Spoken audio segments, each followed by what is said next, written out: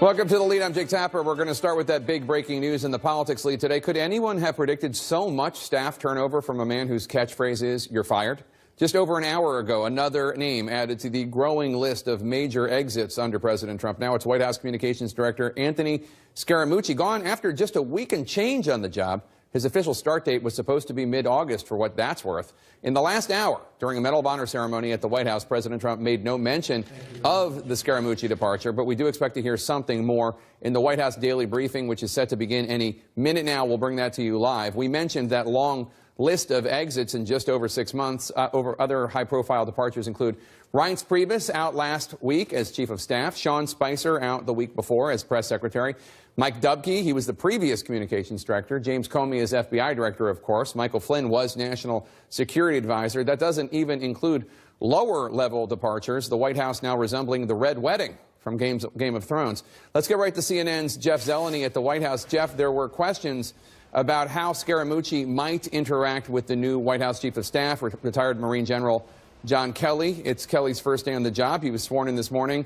This removal gives us a bit of insight into how Kelly felt about Scaramucci. It gives us a lot of insight into that, Jake, and the short answer is he didn't think much of him. He didn't think that he was the right fit for this new order that he's going to try and impose on the West Wing. But it also gives us a window into how much authority the president is going to give his new chief of staff. Jake, this is something that may not have happened, a few weeks or even months ago. It's clear the president is giving John Kelly, at least now, in the opening days, his honeymoon phase, if you will, the full authority. Who goes in the Oval Office, who sees the president, and the staffing decisions as well. This is something that, is a key question here. The chief of staff, among other things, is on the leaving of Anthony Scaramucci. We have new breaking news tonight about who is behind Donald Trump Jr.'s evolving story about that meeting with a Russian lawyer at Trump Tower. The Washington Post tonight is reporting when the story broke, the story about that meeting that Donald Trump Jr. had with the Russian attorney, the president's advisors talked about how Trump Jr. should respond, and the strategy was to be truthful so the account couldn't be criticized if and when the full details came out. According to the Washington Post, that plan changed because, according to the Post, the president himself personally dictated the statement claiming that the meeting was about the adoption of Russian children. As we know, that statement turned out to be false. As emails released by Trump Jr. showed, released only because that story was about to break, the meeting actually was an offer to give the Trump team damaging information about Hillary Clinton as part of the Russian government effort to help the Trump campaign. Back now with the panel. So, David Chalian, this is pretty significant. The New York Times had previously reported that Trump advisors were meeting on their way back, I believe it was on Air Force One, to sort of put their heads together to kind of craft a statement, and the president signed off about it. Well, the Washington Post, based on their sourcing, is that the president himself dictated what the response was, and the response, what was so inadequate about it is that it had to be corrected then in subsequent days. Right. It's part of what prompted Donald Trump Jr. to release the emails. He told like 3 different versions of the story, all because the initial response wasn't properly explaining everything that occurred in that meeting. So it raised all these questions. And the difference between signing off on something that's handed to you and something you dictated, inserted yourself in, and directed how this was going to be responded to, that seems to be a pretty significant difference. I think you put yourself in some legal jeopardy by doing that, because if you really knew what occurred and then you sign off on a statement that is incomplete at best, lawyers can start asking the question, what were you trying to cover up? Why were you, why weren't you completely forthcoming about this meeting? And so to allow the president to do that is a bad decision. Yeah, Ryan, Liz, there's a quote in this Washington Post article from one of the president's advisors, doesn't say who, saying, quote, "This was unnecessary," said one of the president's advisors, who, like most other people interviewed for the story, spoke on the condition of anonymity to discuss sensitive internal deliberations. Quote, "Now someone can claim he," meaning the president, "he's the one who attempted to mislead. Somebody can argue the president is saying he doesn't want you to say the whole truth." And in the days after all of this developed, there was, I think, reporting, I think it was from the New York Times, basically saying that Donald Trump Jr.'s attorneys, or maybe it was Pamela Brown, was reporting that Donald Trump Jr.'s attorneys had told her that they wanted initially, they were ready, that Donald Trump Jr. was ready to come with a much more forthcoming statement in that initial statement, but that is not what ended up happening. They didn't point the finger at the president or his advisors, but that seems to be now the implication. Yeah, I mean, it seems like this is the same issue we've been discussing in the earlier part of the show, is you have a staff at the White House that doesn't always actually have the president's interest in mind. In other words, any other White House, the first thing that they would do if a situation like this came up is basically insulate the president from it, right? In this White House, you have the president micromanaging the place, literally dictating the statement, and as Gloria pointed out, now perhaps opening himself up to legal jeopardy. A professional White House staff, whether this is, ethically dubious or not, and I don't think it is, would keep the president out of any kind of legal jeopardy like that. But as we've seen, the staff doesn't really, they're not able to do that, partly because Trump doesn't want them to. Again, he's running things the way he ran the Trump organization, which is, reaching down into whatever issue he wants and micromanaging it. Up until this point, Trump has basically been his own chief of staff. So I think that, the staff problems we're talking about are related to what's going on here. I mean, Jeffrey, it's one thing for Donald Trump as a civilian to use a fake name and call up gossip reporters pretending to be a spokesperson for Donald Trump. Right. And giving stories about women he's dating and stuff and puffing him up. It's one thing for him to do that as a civilian. It's another thing for, as president of the United States, to, if this is true, according to the president's advisor here who spoke to the Post, to actually dictate a misleading statement for his son and his attorneys to give out. That's just not a wise. I mean, to Ryan's point, shouldn't the president's people protect him from that? Well, number one, the president's people should protect the president, any president. Number two, the very fact that this is being leaked by some anonymous advisor goes to General Kelly's problem exactly. I mean, this is one of the things that he has got to put a stop to, because who knows whether this is accurate or not, and who knows who's talking. But certainly this is part of the problem. With all due respect to this whole conversation about leaking, I mean, we're talking about the people who are leaking the information, but nobody criticizes the person from which that information was created. I mean, it's a calamity of errors. I mean, Donald Trump's legal team is failing him. Donald Trump's staff is failing him. Why on earth would you dictate a statement, not coordinate what you're going to dictate with your son's attorneys and your son, so that you know that when they put out the emails, at least what they put out matches your statement? We should point out that Donald Trump's legal team previously had denied that the president or his staff had anything to do with the initial statement by Donald Trump Jr. Right. They had said that it was Donald Trump Jr.'s with his attorneys. And don't forget who was on this plane, Anderson. Jared Kushner was on the plane. Ivanka, I believe, was on the plane. So, this notion that the president dictated is interesting to me, because it sounds like a group, effort, people huddling in the plane and figuring out, okay, what are we going to do with this problem? And don't forget, the president's lawyer, who was his lawyer at the time, Mark Kasowitz, was not on this flight, and he might have advised the president to stay away from it. And it wasn't just on the plane. According to the Washington Post, it was on the article starts out by saying, on the sidelines at the Group of 20 summit in Germany last month, President Trump's advisors discussed how to respond to new revelation about this And it says they had the right instincts, I would say. The staff had if bearing that reporting out, if that's true, had the right instincts, which is, let's put everything out so nothing is contradicted in a subsequent... Which is Public Relations 101. Exactly, of course, Public Relations 101, and that they report that it was Donald Trump that completely flipped that on its head. So I don't know how much we can blame staff. But it highlights General Kelly's problem. Because you have all of these people, all of these proverbial cooks that are in the kitchen. I mean, it's hard to kind of make sure that your staff is in order when you have people like Jared Kushner or Ivanka or whomever else able to circumvent that and get the president's ear and say something that apparently is contradictory. Jared and Ivanka are not going to be leaking to the Washington Post, I assure you. Well, Jared, wait, what? Really? Something like this? I mean, I don't know for a fact, but there's a lot of stories that suddenly always appear that Jared and Ivanka is trying to save the president from himself, and I don't know of anybody else who would be leaking those other than... I do not believe... Usually when there's a story out, you can sort of see who does this story benefit, and then you kind of work backward who may have leaked or who does I don't know that they're leakers. Or who does the story trash? And if you're telling me that you think Ivanka and Jared would be trashing their father and father-in-law respectively, I simply don't believe it.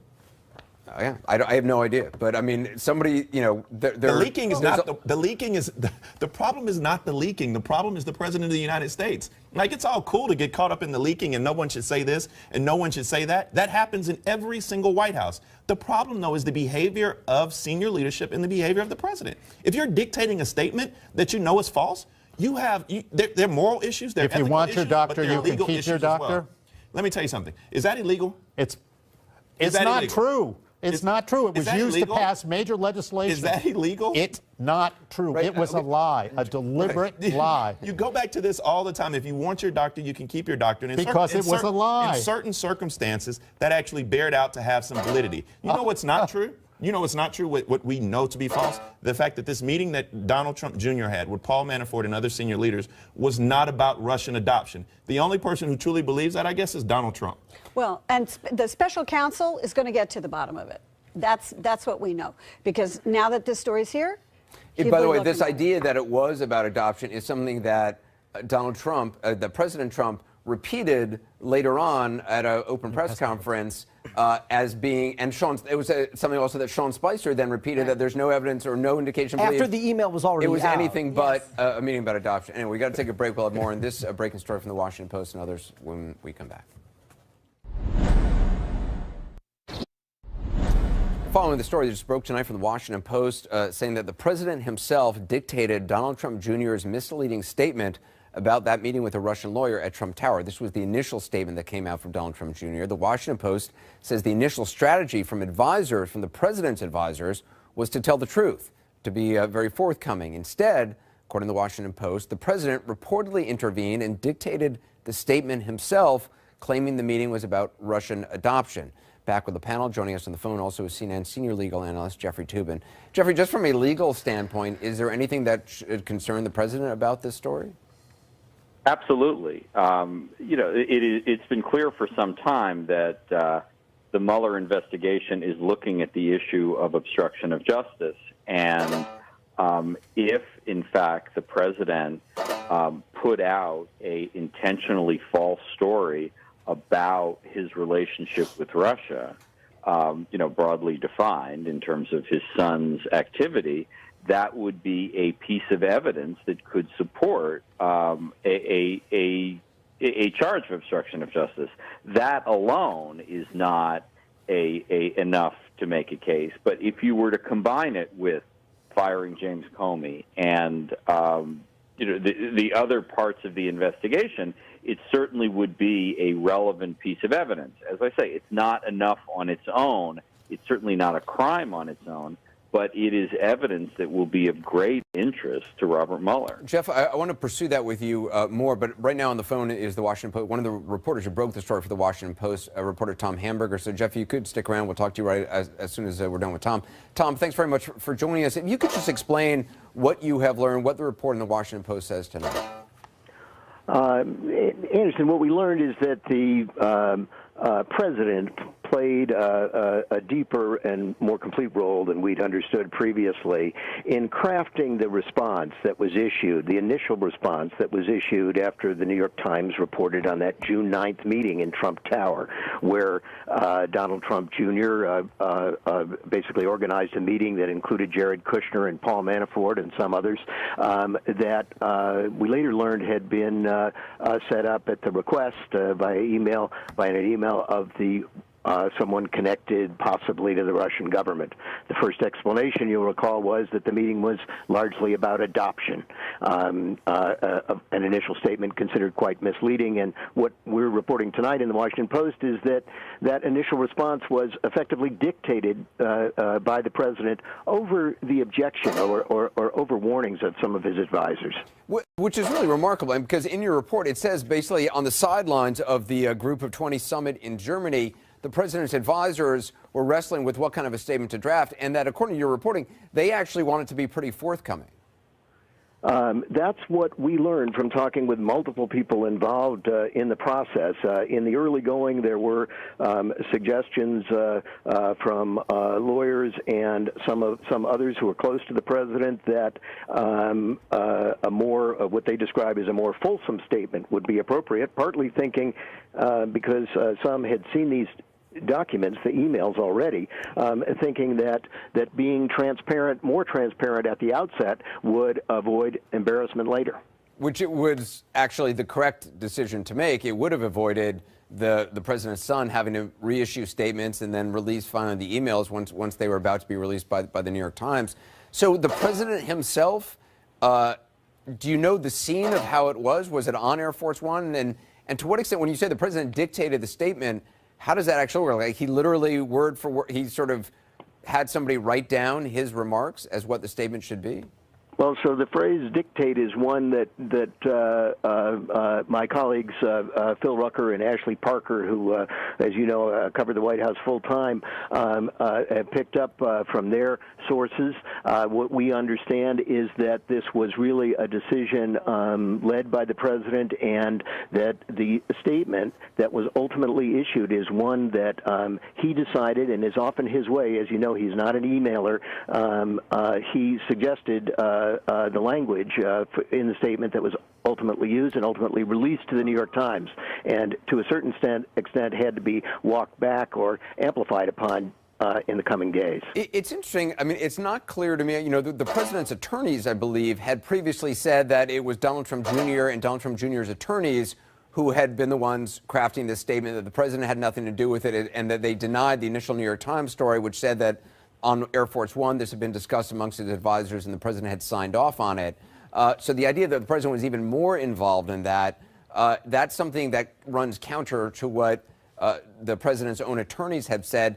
Did you get any responses from the president's attorneys about the discrepancy between your reporting and what their past statements were? We did. You know, we sent quite a lengthy long list of questions to Jay Sekulow, who, as you know, is one of the president's attorneys and is perhaps the most outspoken. And he didn't answer our specific questions, but did issue one sentence to us, which reads, Anderson, the president's attorney said, "Apart from being of no consequence, the characterizations are misinformed, inaccurate, and not pertinent." We went back and asked again for specifics, but it didn't receive any guidance beyond that statement that I just read. It's also, I mean, I guess the other question is, when did the president, at the time that the president was crafting this statement or dictating this statement, did he actually know what the real reason for the meeting was? Had he had a conversation with Donald Trump Jr.? Had Donald Trump Jr. been forthcoming? Or did the president know from way back? You know, Donald Trump Jr. has said that the president, he never said anything to the president about this. At that time, the president or the candidate, he never told his father about this meeting or the purpose of the meeting, or that he had learned that Russia, according to the email from Goldstone, that Russia was backing his father's campaign. The president, Donald Trump, was unaware of that, according to Donald Trump Jr. But it sounds like, I guess the question is, did Donald Trump know about the meeting, the real reason for the meeting, when he was helping craft the statement? So, Anderson, that's of course a key question, and it's not one that we can answer with confidence. As you point out, the president and Donald Trump Jr. have indicated that the president was not fully informed. What our story tonight points out is that the question of how to respond to this report that was coming in the New York Times last July was discussed on the sidelines of the G20 by top presidential aides and advisors. And as you recall, Jared Kushner and his wife Ivanka Trump were at the G20. Right. So there were discussions about how to respond on the sidelines. And what we hear from our sources is that the initial discussion was one of recommending openness and a full response, knowing that these emails, that there were documents in a sense that lurked in the background that would tell a potentially more troublesome story. The conversation then moved moves on to Air Force One as the president and his party depart from Hamburg, Germany, the site of the G20, and the discussion continues. And then from Air Force One, a decision is made that a much more limited statement about this meeting will occur, one that discusses it as really a brief and not consequential discussion about adoptions of Russian children in the United States was issued, and that's issued in the afternoon that Saturday. And what we learned from our sources is that statement was dictated from the president, and the story, the statement itself, goes to the New York Times and then is published that afternoon while Air Force One is still in the air on the way back to Andrews Air Force Base. Yeah. It's a fascinating and eye-opening report. It's in the Washington Post right now. Tom Hamburger, I appreciate you being with us. Thank you very much. Up next, we're going to have more on this. New also reporting, CNN reporting on now Chief of Staff John Kelly and what he did when President Trump fired then FBI Director James Comey. Information tonight about now Chief of Staff John Kelly's reaction when President Trump fired then FBI Director James Comey. CNN's Pamela Brown joins us with those details. Pam, what have you learned? Well, Anderson, we've learned that incoming White House Chief of Staff John Kelly was so upset with the way President Donald Trump handled the firing of FBI Director James Comey that he actually called Comey shortly after he was terminated to say how angry he was, to express that to him over the phone. This is according to two law enforcement sources familiar with the conversation between Kelly and Comey. And at the time, Anderson, this was this past May, as you'll recall, Kelly was Secretary of Homeland Security, and the sources say that he was particularly upset by the way Comey was treated, how it all went down, by the fact that he learned that he had been fired on the news rather than being told or informed by the president. Now, the call took place while Comey was traveling back from Los Angeles to Washington on May 9th, as I pointed out, after learning the news. Comey declined to comment to us about the story. The White House and DHS did not comment either, Anderson. I also understand that General Kelly was actually prepared to resign over it? We were told through our sources that something he contemplated, and he expressed this over the phone. He was so angry that he considered or contemplated resigning from his position as Secretary of Homeland Security in a showing of solidarity with Comey. Now, we're told that Comey responded telling him not to resign, not to do anything. And both sources we spoke with cautioned that it was unclear how serious Kelly really was about resigning. And of course, as we know, that never happened. And fast forward a few months later, now he's White House Chief of Staff. But for context here, Anderson, the sources said that Comey and Kelly are not particularly close friends, but they had a professional relationship and a deep mutual respect for each other. And in this case, Kelly was just simply upset and, as one source put it, disgusted about the way Comey had been treated by the president. Anderson. All right, fascinating details. Pamela Brown, thanks very much. Joining me now for more on the handling of Comey's resignation, the breaking Washington Post reporting is CNN National Security Analyst General Michael Hayden, former director of both the CIA and the NSA. General Hayden, thanks for being with us. Sure. A lot to ask you about. First of all, your reaction to this reporting that General Kelly was upset about the way that Director Comey was fired. Yeah, I know John Kelly. That sounds exactly how I would think John Kelly would respond to this. Now, I don't know any of the fine print. I'm learning about this the same way you are, Anderson, but it's very consistent with the character of the man that I know. The reporting tonight from the Washington Post that was just breaking that President Trump actually dictated John Jr.'s misleading statement on his meeting with a Russian lawyer. I'm wondering if true, and again, this is not CNN reporting, this is Washington Post reporting based on what they say are multiple sources, how damning is it for the president? Because this is certainly something that Special Counsel Bob Mueller would be looking into. Well, sure, and I'll leave your legal experts to go ahead and comment on what that might mean to former Director Mueller's investigation. But Anderson, I was watching the breaking news in the green room here, and the thought occurred to me, when I was a military attaché in a communist country during the Warsaw Pact, the People's Republic of Bulgaria, I got into a long discussion with one of my Bulgarian counterparts, and he was saying things that so frustrated me that I actually said to him, "What is truth to you?" And he looked me right in the eye and said, "Truth? Truth is what serves the party." Now, look, I know we're imperfect. Sometimes we stray into gray areas in our political system, but I think most people like me, Anderson, think a statement like that, "Truth is what serves the party," belongs to that system, not to our system. And so the news that you reported, if true, is very disturbing. I want to ask you about relations with Russia. President Trump expected to sign the sanctions bill approved by Congress, hasn't signed it yet. In retaliation, Vladimir Putin ordered the U.S. to cut 755 diplomatic staff in Russia, which is the most aggressive move against Washington since the final years of the Cold War, if I'm not mistaken. How significant is this? I think it's a big deal, but it leaves an awful lot of questions unanswered, Anderson. So number one, Putin decides to go ahead and respond. And by the way, that response, some sort of response, should have already been baked in to the Obama administration's decision to go with sanctions in the first place, and the Congress's decision to go with sanctions. But I found it interesting that Putin decided to move after Congress had acted, but before Trump had acted, before the president had signed the sanctions bill, in a way perhaps not setting up a direct confrontation between President Putin and President Trump. I found that a very interesting step. So that's interesting, in a way, sort of giving some wiggle room? I think so. It allows him to come. Look, if he waited until after President Trump signed the bill, and by the way, Anderson, let me give you an interesting question here. What will President Trump's signing statement look like when it comes to signing these sanctions? Now, I think President Putin deflected that question by going ahead and acting before that took place. And Anderson, let me give you just one additional thought. I don't know within what strategic context this is all happening from the point of view of the United States. You know what I would love to see is someone in authority, the president, the vice president, whomever from the White House, to simply say the Russian-American relationship will be governed by the following 3, 4, 2 principles. I don't know what those are. Which is kind of a frightening thought, or I mean, the fact that you don't know what they are is not clear. If I look at the specific actions, Anderson, I try to create parallax to get them to come back to a common point, and I don't have that yet. Wow.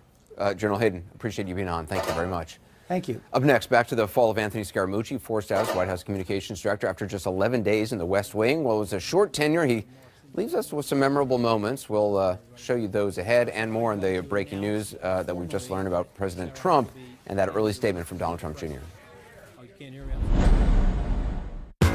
Well, we've got a lot of breaking news tonight, but one of the big ones is, of course, Anthony Scaramucci out as White House Communications Director, officially on the job for 5 days, the shortest tenure for anyone in that role, according to CNN's count. But he was in the West Wing for a total of 11 days, 11 very memorable days. Here's Randy Kay. The Navy SEALs would tell you that if you want to eat an elephant, you got to eat it one bite at a time. It was bizarre from the beginning, with a hint of what was to come. There's been some speculation in the press about me and Reince, so I just want to talk about that very quickly.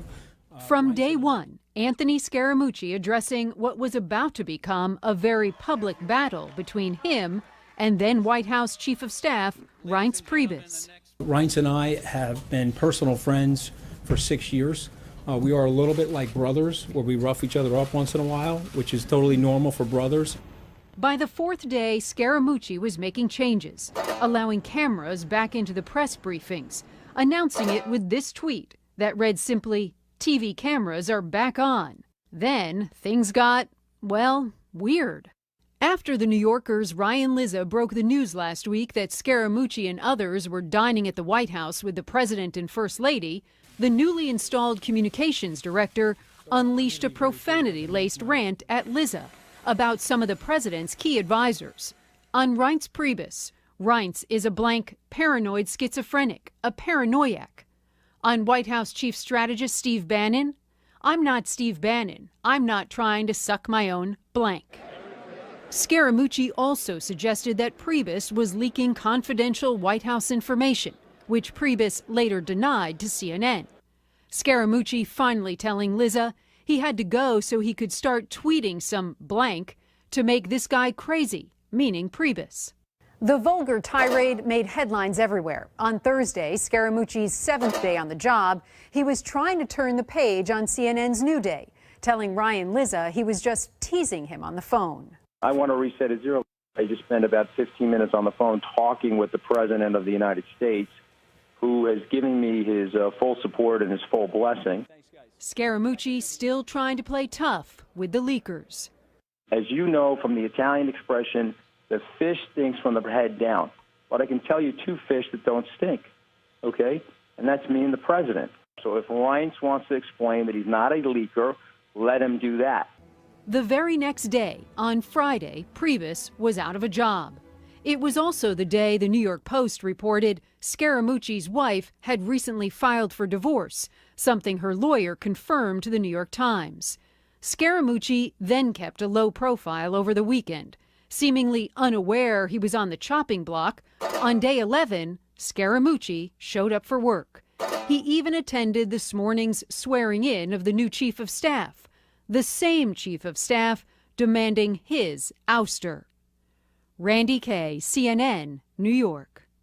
In a moment, we'll have the latest from the White House on how Scaramucci's removal as communications director actually happened today, who called for it, and who told him about it. Also, the breaking news from the Washington Post. It's reporting that the president himself dictated Donald Trump Jr.'s misleading statement about that meeting with a Russian lawyer at Trump Tower. Well, another chaotic day at the White House. Breaking news on two fronts tonight. Anthony Scaramucci, of course, out as White House communications director. We'll get to that this hour, but we begin with another potential bombshell in the Russia White House watch, a report about who actually was behind Donald Trump Jr.'s misleading statement, the initial statement about that meeting with a Russian lawyer at Trump Tower. Turns out, according to the Washington Post, it was the president. The Washington Post is reporting when the story of the meeting broke, the president's advisors wanted to tell the truth about the meeting in case the full details came out. The president seems wanting to go in another direction. According to the Washington Post, the president personally dictated the statement, claiming that the meeting was about the adoption of Russian children. That statement turned out to be false because his emails eventually released by Donald Trump Jr. showed emails he had to release because the New York Times had them. The meeting actually was an offer to give the Trump team damaging information about Hillary Clinton as part of the Russian government effort to help the Trump campaign. Jeff Zeleny joins us now from the White House. Pretty fascinating, Jeff. I mean, you were actually on this trip back from Europe, where, according to the Washington Post, this all took place. What more can you tell us? I was, Anderson. I was on Air Force One that day as the pool reporter flying back from Hamburg, Germany, where the G20 summit had just happened. And remember, the news in that time was the president had just had his first face-to-face meeting with Vladimir Putin. So that was on the top of mind. But as we later learned, there was also a lot of discussion happening on the flight about this statement. The New York Times was going to report some details of that meeting that we've all been talking so much more about now, that July 2016 meeting at Trump Tower.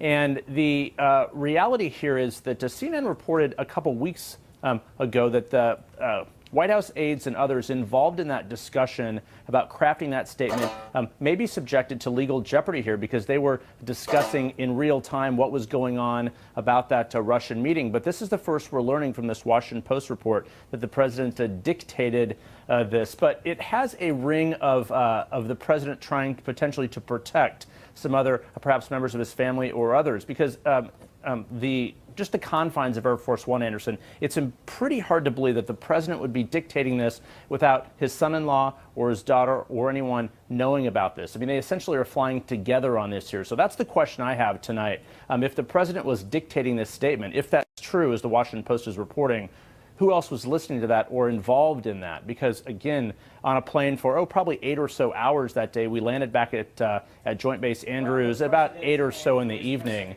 So interesting now we're learning the president may have dictated that, Anderson. Certainly just one more example that everything seems to go back to Russia and the investigation. And, I mean, Jeff, what's interesting about this is that the president's attorneys have subsequently come out and said, look, the president didn't have anything to do with this. His advisors, that initial statement, which was misleading, was crafted by Donald Trump Jr. and his attorneys. Donald Trump Jr. Or attorneys for Donald Trump Jr. had told her, Pamela Brown, that in fact they were ready and wanted to put out a more fulsome statement, I believe was their terminology, if memory serves me correct. But that's not what ended up happening. Jeff, thanks very much. I want to play for you what two people close to the president said about this at the time. It's Trump attorney Jay Sekulow and then Sarah Huckabee Sanders at one of the audio-only briefings. Let's play this. So he didn't have anything to do with the statement that Don Jr. put out that was being worked on with his team? That was the statement that Don Jr. put out. Are you talking about yesterday's, Chris? The one over the weekend that the president's team was helping with. That was written. No, that was written by Donald Trump Jr. and I'm sure in consultation with his lawyer. Because the New York Times has reporting that the president okayed the statement. Well, they're incorrect. The New York Times is wrong. Yeah, I know. Is that shocking that sometimes they make a mistake?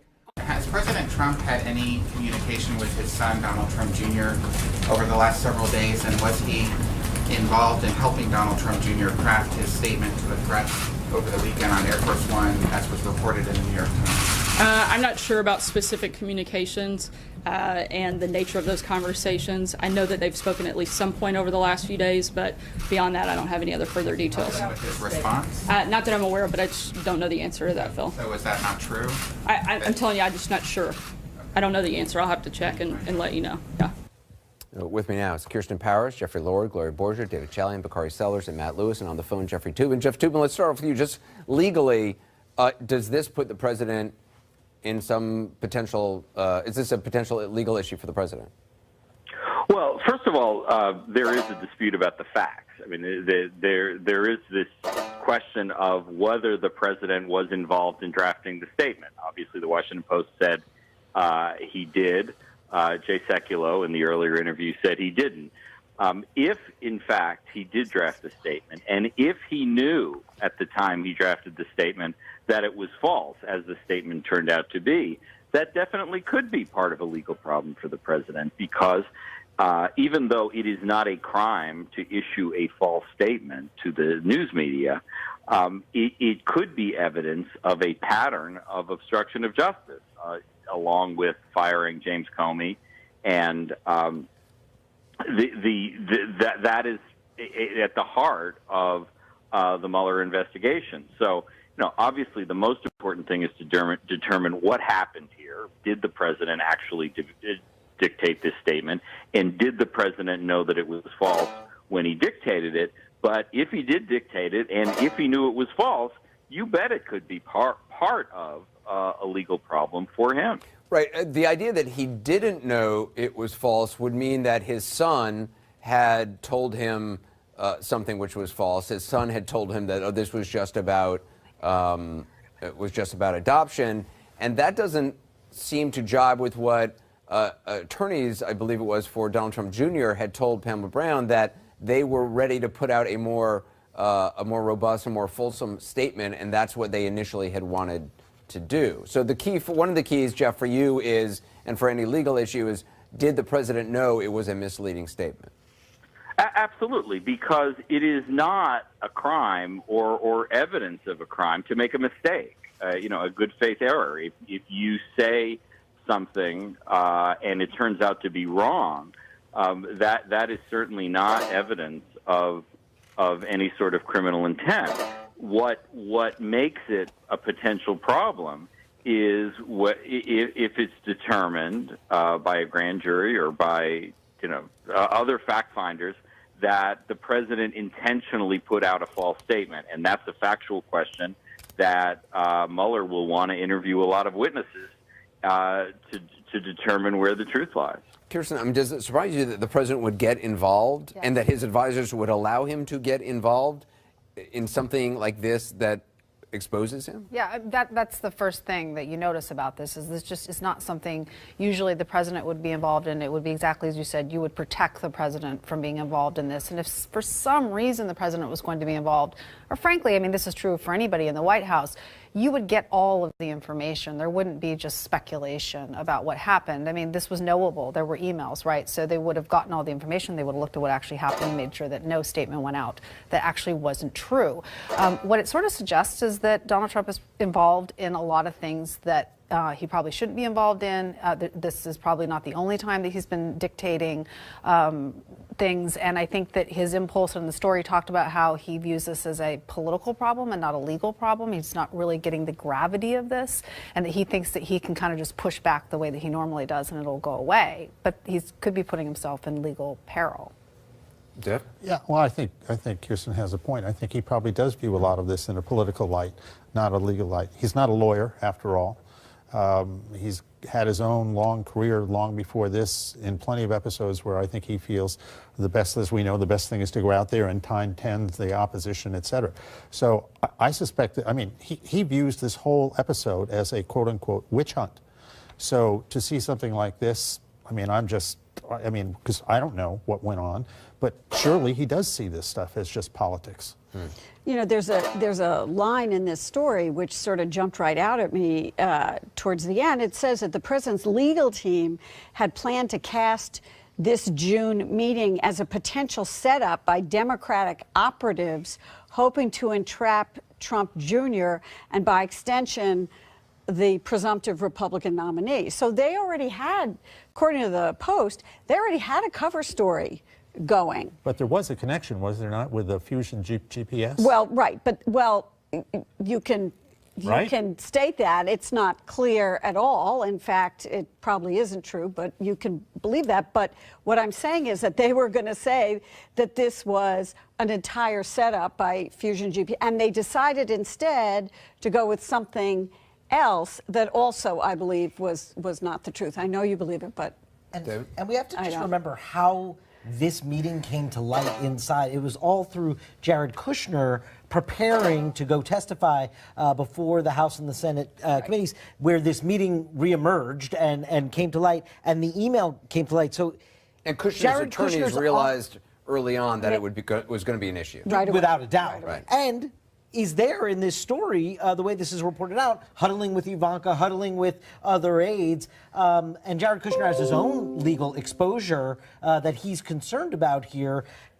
There's something missing here. I'm missing a component to understand how it got from Jared Kushner's the one that found this meeting. They found the email. They know there's an email detailing the pretense for the meeting and what is to be expected in the meeting.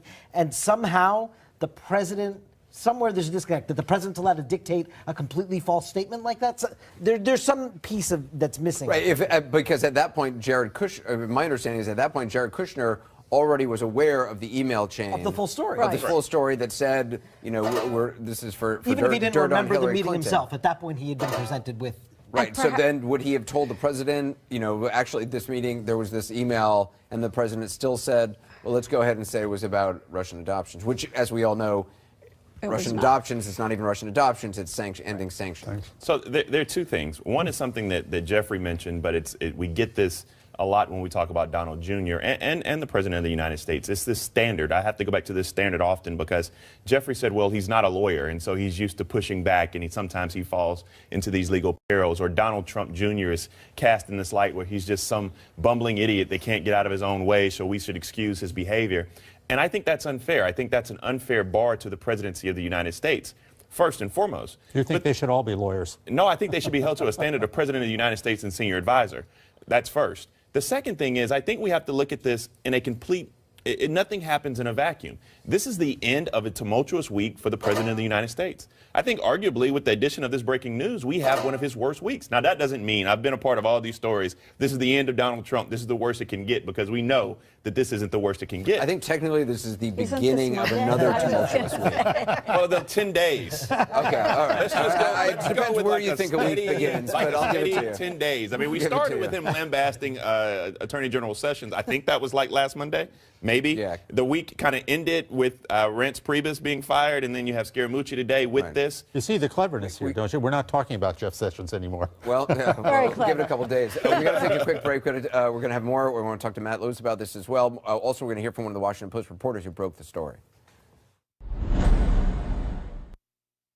Breaking news tonight, a report in the Washington Post that President Trump himself dictated the misleading statement about Donald Trump Jr.'s meeting with a Russian lawyer during the campaign. The Washington Post is reporting tonight when the story of the meeting first broke, the president's advisors wanted to tell the truth about it in case the full details came out. But according to the Post, the president decided to go another direction and dictated the statement claiming the meeting was about Russian adoption. Earlier, I spoke with one of the Washington Post reporters who broke the story, Tom Hamburger. So the phrase "dictate" is one that my colleagues Phil Rucker and Ashley Parker, who, as you know, cover the White House full time, have picked up from their sources. What we understand is that this was really a decision led by the president, and that the statement that was ultimately issued is one that he decided, and is often his way. As you know, he's not an emailer. He suggested the language in the statement that was ultimately used and ultimately released to the New York Times, and to a certain extent had to be walked back or amplified upon in the coming days. It's interesting. I mean, it's not clear to me. You know, the president's attorneys, I believe, had previously said that it was Donald Trump Jr. and Donald Trump Jr.'s attorneys who had been the ones crafting this statement, that the president had nothing to do with it, and that they denied the initial New York Times story, which said that on Air Force One, this had been discussed amongst his advisors and the president had signed off on it. So the idea that the president was even more involved in that, that's something that runs counter to what the president's own attorneys have said.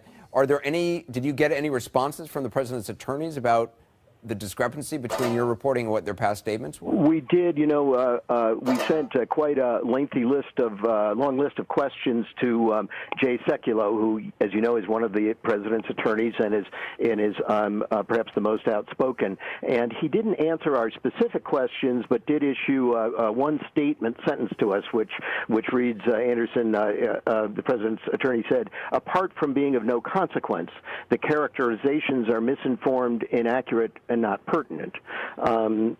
We went back and asked again for specifics, but it didn't receive anything, any guidance beyond that statement that I just read. Up next, we're going to have, back now with the panel. I don't even know where to go with this. I mean, Matt, what do you think? It's like, Matt. I'm really interested in who the source is on this story. It seems like there's multiple sources. So is General Kelly, I bet.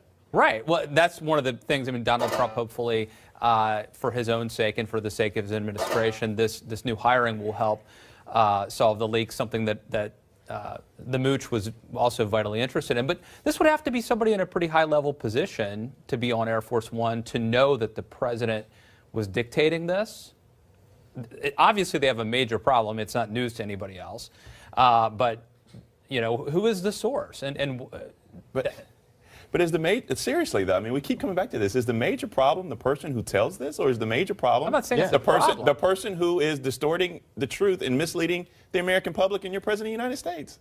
Well, it is interesting. I mean, I think it is new